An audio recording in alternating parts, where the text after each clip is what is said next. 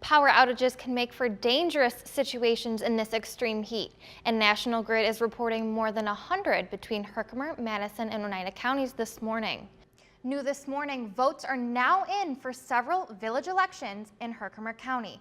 Herkimer, Ilion, and Frankfort had mayoral and trustee races, and we've got the results. It's your top story this morning. Again, for Herkimer, we will continue to contact the number we were provided with by the Village of Herkimer, and we will update you with the results as soon as the information becomes available to us. Former director for the Great American Irish Festival and former New York State trooper is in trouble, and this isn't the first time. Now, a new option to get in on the $100,000 Children's Miracle Network raffle. Credit cards are now accepted. The Red Cross has issued warnings to avoid people getting sick with heat-related illness. Number 1, and we can't say it enough, drink plenty of water, even if you're not thirsty, and avoid alcohol and caffeine. Also, avoid strenuous exercise during the hottest part of the day. Wear loose-fitting, light-colored clothing, and never leave children or pets in the car for any length of time.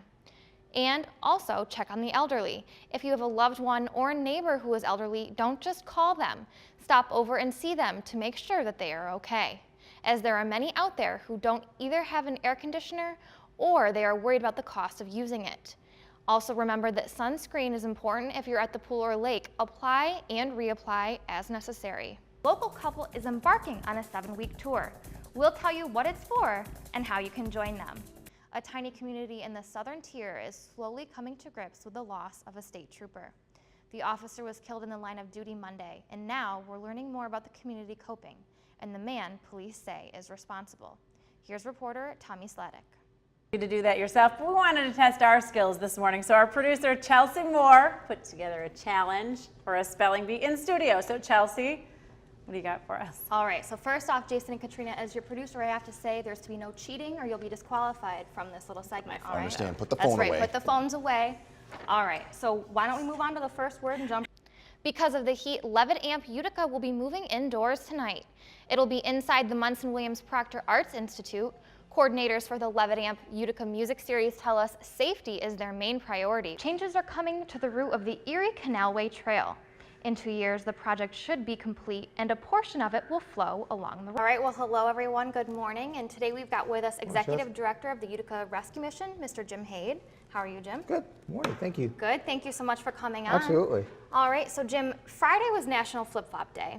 And here at WKTV, we got inspired to do a little donation to our local rescue mission. So we went out, we bought a big bucket of flip-flops, all different sizes, all different colors for men, women, and children. Awesome. And we wanted to give it to you guys. Awesome. And, you know, so you can hand it out to people in need this summer. And on a hot day like today, yeah, this is a perfect day for flip-flop. The time now is 5:08. Still ahead, the Utica Fire Department will be swearing in their new temporary fire chief today.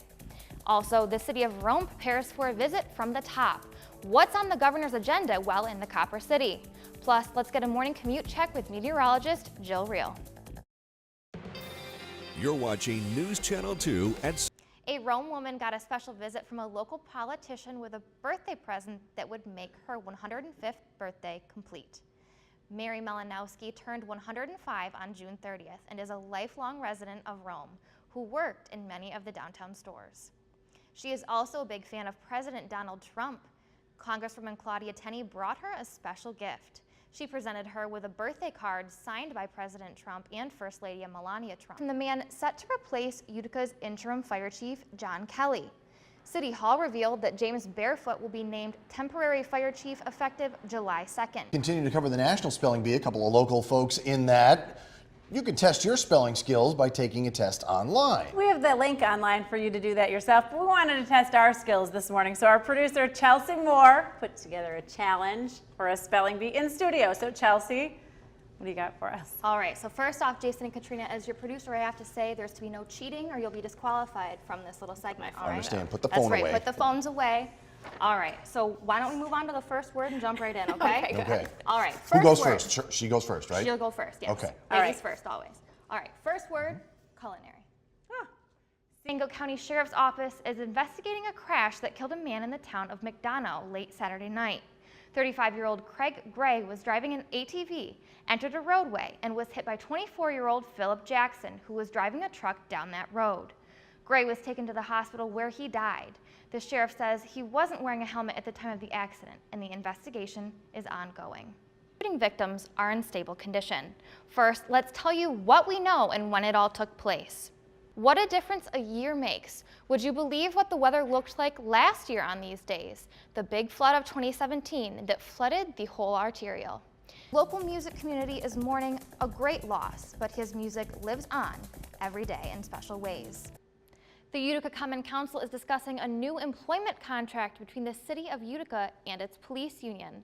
And that contract could potentially amend the current residency restriction for Utica police, as well as update other things like the city employees' healthcare plan and raises. And the current residency law has been in place for 10 years and requires Utica City police officers to live within city limits. But a new law could change that restriction for police officers and allow them to live outside of the city. The proposed healthcare plan to save the city money would move the union's members to a single high-deductible plan, where officers would make contributions to 20% of the plan's cost. But all of this conditional on the passing of the new residency law. If the current residency law is amended, Utica police officers would be able to live anywhere within Oneida County or a neighboring county for a $3,000 commuter fee to the city that would be deducted from the officer's salary each year. Utica Mayor Robert Palmieri and his administration and the local police union have been negotiating the proposed law. The Utica Common Council is working to make amendments to the proposed law and to take possible action on it, but they say there will be serious financial implications to the city if the council does not act fast because of the conditional healthcare clause.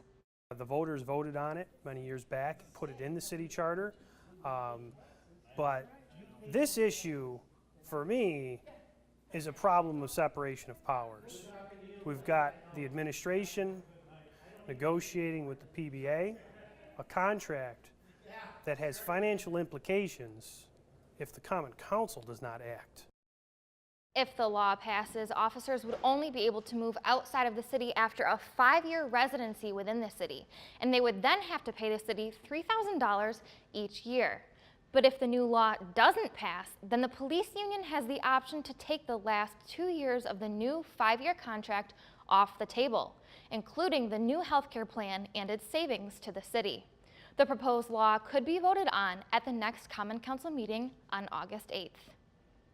The time now is 5:08. Still ahead, the Utica Zoo has some new furry friends. 4 friends to be exact. Also coming up, berry picking is now in full swing. We'll tell you why this year's dry weather is making them different. You're watching News Channel 2 at sunrise.